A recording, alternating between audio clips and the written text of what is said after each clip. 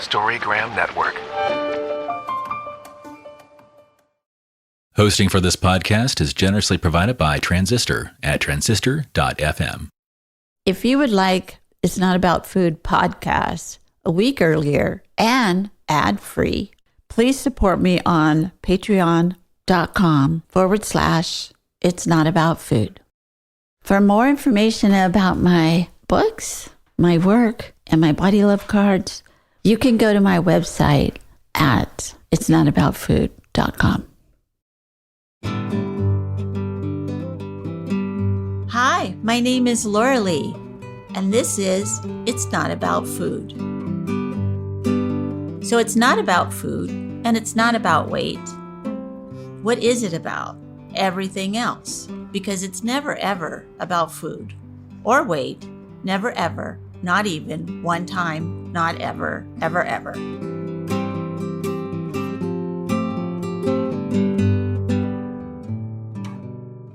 Hello, everyone. This is Laurelee Roark from It's Not About Food podcast. Thank you so much for tuning in today. And we have a very special guest today who is one of my favorite teachers when I bring the peer educators, the Beyond Hunger peer educators, these young, beautiful, fabulous, smart, funny teenage girls. Usually, I would always love a teenage boy in there, but we don't get very many of them. But usually the female peer educators, and I always love coming to her classroom because they're kind and they listen and they are set up to have guests in their class, and a very supportive, loving teacher. I've watched her for a long time teaching these classes. So just very glad to have her on the show today. And we're going to just talk about how she is working with the teenage soul. You know, how is she keeping them on the path of their life and just living a good life within themselves, and how does she do that? So I'll introduce Stephanie, and she can take it from here. Hello, thank you for having me. That was a very nice introduction. Right back at you. It's all true. I enjoy having you come in and speak in our classes. And I think the students really appreciate you coming in and being a positive role model as well. Yeah, especially the peer-to-peer, because you're a lot closer to their age than I am, but still, it really counts when somebody who's walked in those shoes for a little while, maybe they're a year ahead, or maybe not even, who are talking about this really serious issue, but it's not just another adult talking to them. Yeah, it's nice when the peer educators are able to come in because they can see themselves in them, whether it's because of what they look like or what they say or, you know, how they say it or their experiences. They're able to, oh my gosh, like that's me too. Exactly. And pay attention a little more even than they would to you or I. Oh, definitely. Yes. So how did you become the teacher that you are? And I mean, you're very, very supportive to your classes. Thank you. I love my job. I love interacting with this age. They have a lot going on and they're willing to open up and share. And it's fun to help them process and help them increase their own self-esteem and self-love and independence. And I think it's just fun, but it's also really tough. But it's a good kind of tough. It's something that makes you feel happy. It's something that they get a lot out of. And so it's, you know, both sides are getting stuff out of it. I had a handful of good teachers growing up, especially in high school. And then I had a really good master teacher when I was in the credential program that modeled some of the stuff that I'm doing today. And it just fit me. I saw myself in them and I was like, I could do that. That's me. We could do this. So it was modeled to me and it's just who I am. And I love it. Well, who you are is somebody who really teaches well, I feel, but also will wear a bright pink tutu. I love my tutus. I have one in every color. Right. And I just got all my little colors of my dingle boppers for my head as well. Yeah. So that's unusual. I don't like to take myself too seriously. I think it's okay to laugh and not have everything be super stressful and serious. And there's enough of that outside of the classroom. When you come in, you've been in my room, the lights are still on right now. And it's a spirit day. I'm all out because why not look silly and make somebody laugh or smile? Granted, I'm in charge of leadership and the spirit days and all that, but I find it fun to just be a little silly. And the thing about it is you're teaching stuff to kids who are tired, maybe not enough food, maybe they've got a couple of jobs other than just going to school, or they just have hormones running through them and whatever, and you're trying to corral their little minds into everybody get together and let's have this discussion about this thing that's not that easy to talk about. And I feel like doing it with the humor and the lightness that you do probably goes a lot deeper into them, to their spirits and to their hearts.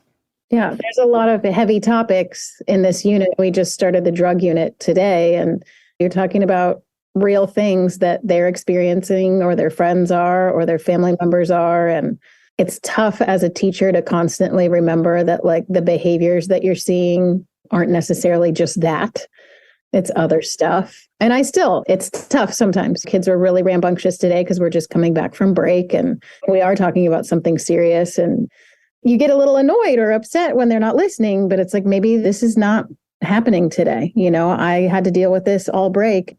Well, that's a good point. And also, I think the same thing with our topic, which is eating disorders and body hatred, that sometimes I think, well, that person is completely asleep. And then at the end, are there any questions? That's the person that will ask this like really like on the nose kind of question. It's like, oh, right. So my idea that you weren't here was my idea. It wasn't what was true.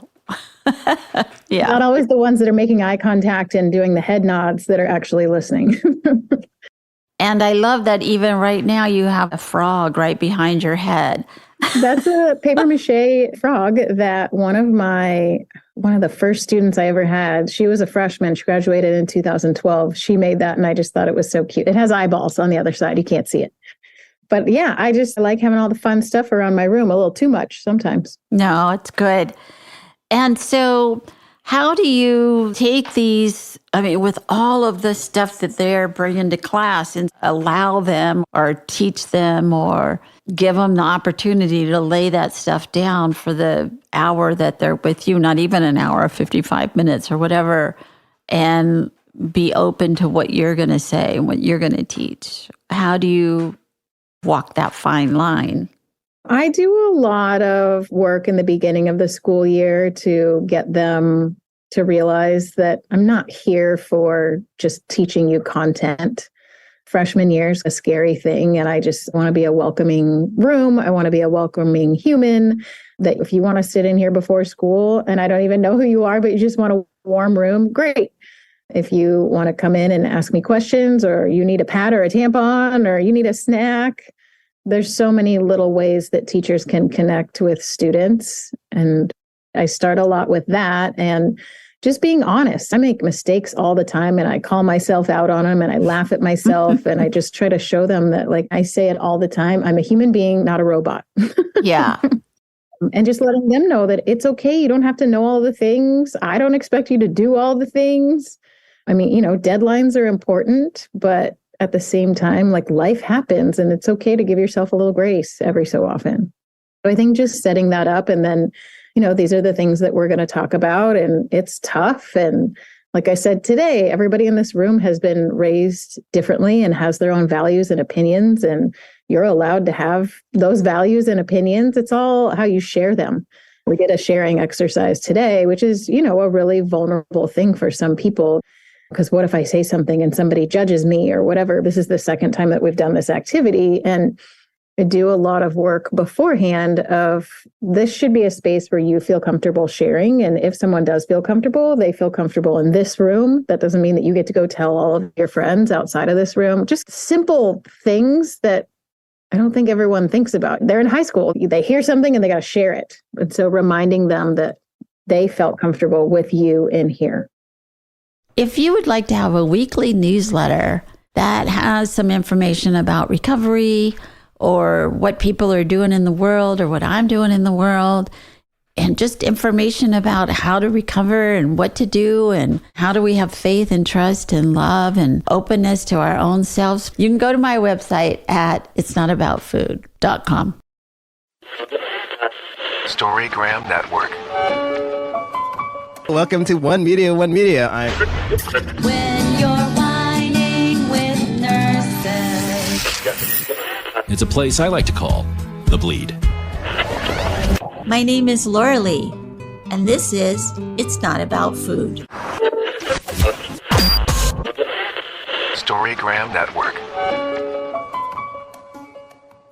I joined Beyond Hunger about 3 years ago after my own eating disorder recovery. I've been with the Peer Ed program for over a year. I've been a peer educator for a few weeks now. Beyond Hunger is an amazing organization in which high schoolers like me get to go to schools across the Bay Area and educate teens and students on mental health, body image, intuitive eating. I joined because it really helps people. I joined the program because I believe that the information we provide people my age is very important. Beyond Hunger has allowed me to connect with the youth in my community and reaffirm to myself what I know is true.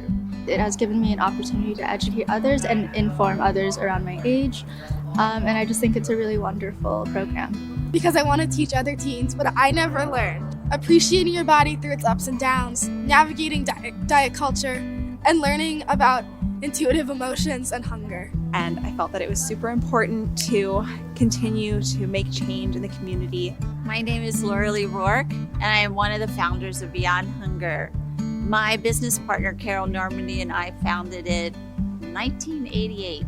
But for the last 25 years, we've been going into schools and talking about the issue of eating disorders and body hatred. We train young women to go in with us, peer-to-peer, student-to-student, and it is a wonderful program. Please give generously. Thank you. You're teaching them boundaries, how to have them and how to be respectful of people's boundaries. I don't think I learned anything like that when I was in high school. So when you have to talk about these really difficult issues, and I know that your school, like so many schools, have had suicide and drug addiction and all kinds of everything that a teenager can get into, it has happened to them or their parents or whatever. And how do you hold that for them? I don't know that I realized that side of the job. When you think about being a teacher, because I taught English and math to my stuffed animals, that was when I first kind of realized. Now, today we're going to learn. I wrote the sentence incorrectly, and then they had to help me fix it. That's so adorable. You think you're just thinking content and working with kids, and that's fun. They didn't really talk about staff meetings and the emotional drainage of just working with kids all day long. It's fun, but there are days where I'm done. I'm spent. It's exhausting. And you bring it home with you. This is year 16. We've had 5 suicides and more than that in attempts. And like you said, drug issues and all the things. And I didn't realize it. It shocked me a lot, and it was really tough to deal with. It's also something that I talk about in my classes, and I cry in front of my classes whenever I talk about that stuff, just to not acting like to show them, but to show them that it's okay. It's okay to not be okay, and let's talk about it, and let's figure out what resources we have and what are some things that we notice. We have more services now than when I first started. When I first started, we had 3, I would call them academic counselors, but they're there for support as well. But 3 counselors for 1,400 kids is not enough. I think 1 was bilingual. And for our population, that's not enough. Right now, we have 5 counselors, and then we have a psychologist who's ridiculously amazing. And then we have an East Annex, which I guess other schools would call a wellness center, but we don't quite have all the things in it for you to check that box and say it's a wellness center.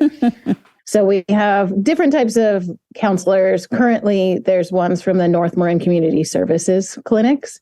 and they come in. We actually have therapy on campus that kids can go to and that kids are utilizing. And we work with them off campus, and kids can leave and go to a counseling appointment, which is awesome.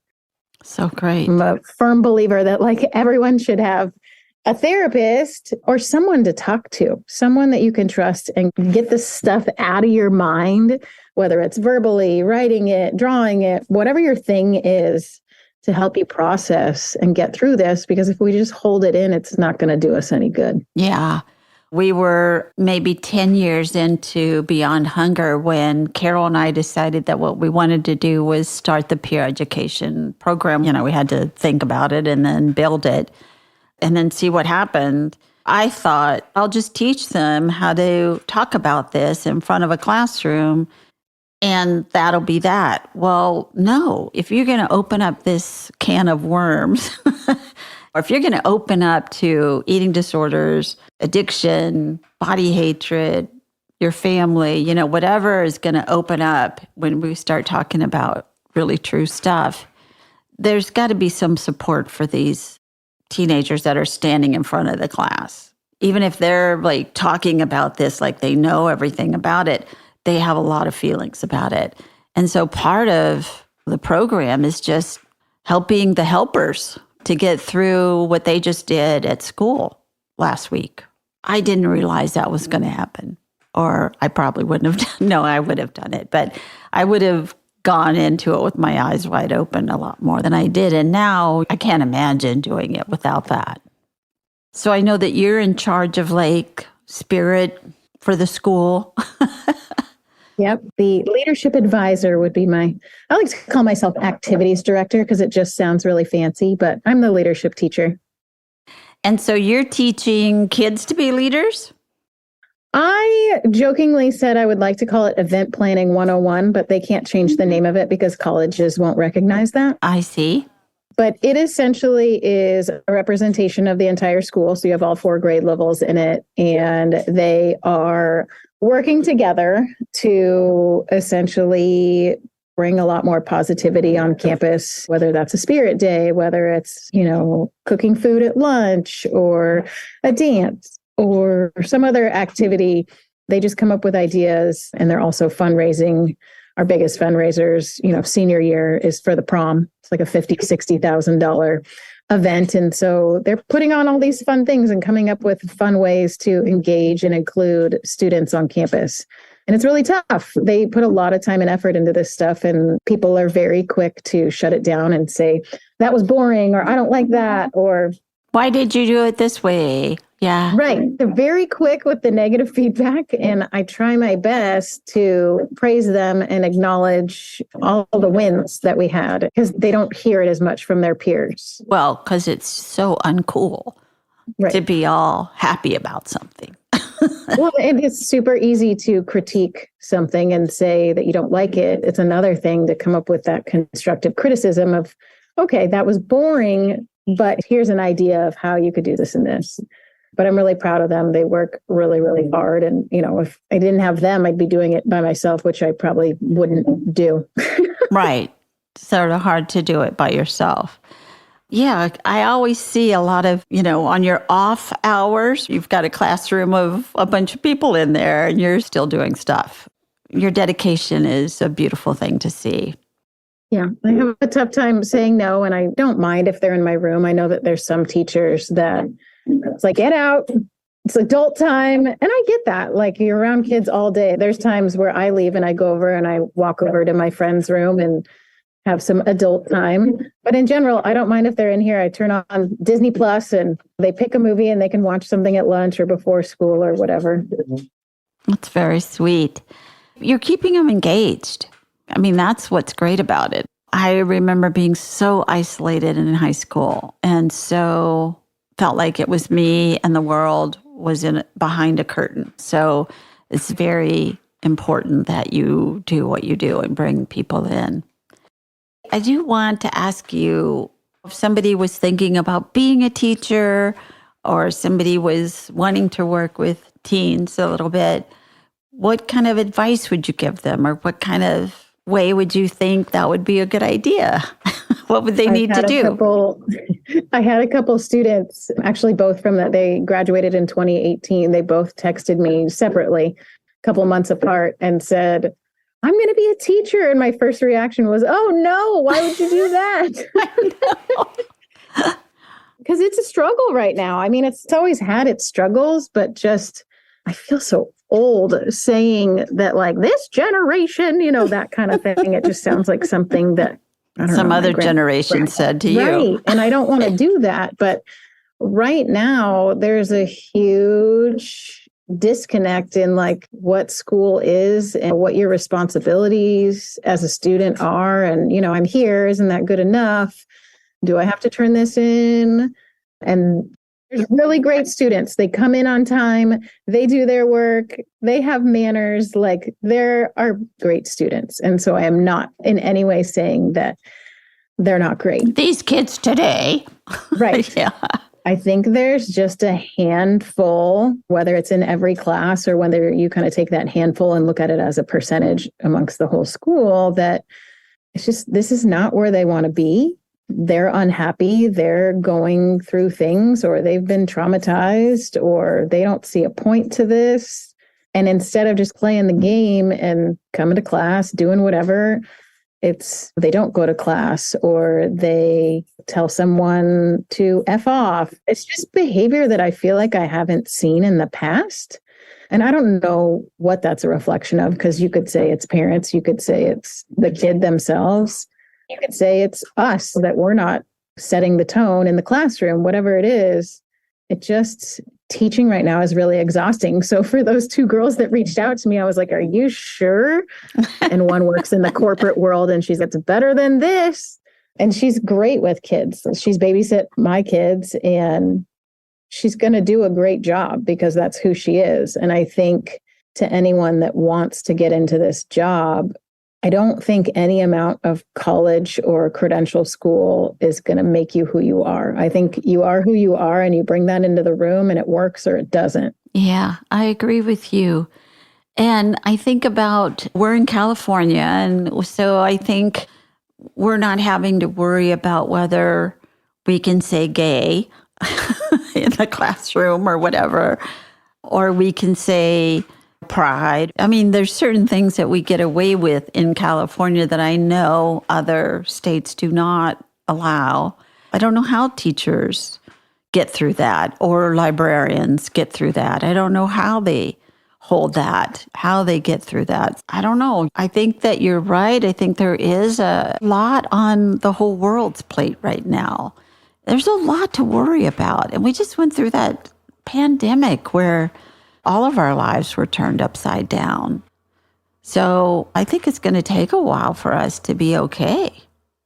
I think there's absolutely leftover from pandemic, and just everyone's mental health took a huge dive. That first year when we came back, it was like this running joke that they don't know how to be students anymore. Right. They're so used to sitting on their bed with their computer, have to have the camera on. I remember when they first came back, as soon as they sat in, it was like Chromebook was open, phone was out. And I'm like, I'm right here. Hey. I'm here, human being right in front of you. Right. And it's not quite that anymore. There's still a couple kids that, will do that. It's just more of like they forget. They're here, and they forget that, okay, once the bell rings and I say hello and I start talking, that it's my turn over here. This is a class, right? Or I've heard, I had to put pants on and shoes, like with hard soles on. I had to actually get out of my pajamas. It's a struggle. Yeah. Some of them still wear their pajamas. That's great. They do. If that's what it takes, then come in your pajamas. Yeah, we don't care. It has been so great to talk to you. I'm wondering, was there any kind of little thing that you want to say before we sign off? Like any kind of helpful hint to those who are out there struggling either with, they don't have a teacher like you, or they would like to be a teacher like you? I like to end my semesters with my students telling them a couple different things. One is, don't forget how powerful random acts of kindness can be. whether it's a comment or whether it's an actual physical thing, just something right out of nowhere can really make somebody's day. You never know how somebody's feeling. I steal your phrase and I say, eat when you're hungry, stop when you're full. Make sure to throw in a few carrots every so often in between those double stuffed Oreos. Yeah. Balance. Balance is great. I think one of the biggest things that I say to them is it's okay to not be okay. We're all not okay at some point, but if it's not going away, that's when you want to reach your hand out and grab somebody's hand for help. And if that person doesn't grab hold of you, then you reach out to somebody else. Them not reaching back is nothing personal against you. They didn't pick up on the hint or whatever it was. And you can do this. You're the only one that's going to stop you. Nobody else can stop you. That's so beautiful. Thank you very much for being on the show today. I really appreciate it very, very much. Thank you for challenging me and making me do something I'm not used to. I know. Now I'm the teacher. No. Yeah. So I'll see you next semester. Yes. I will reach out once I get my plans in order. Thank you. See ya. Bye. Thank you for listening. And be sure and follow me on Patreon, Instagram, Twitter, Facebook, and itsnotaboutfood.com. Thanks.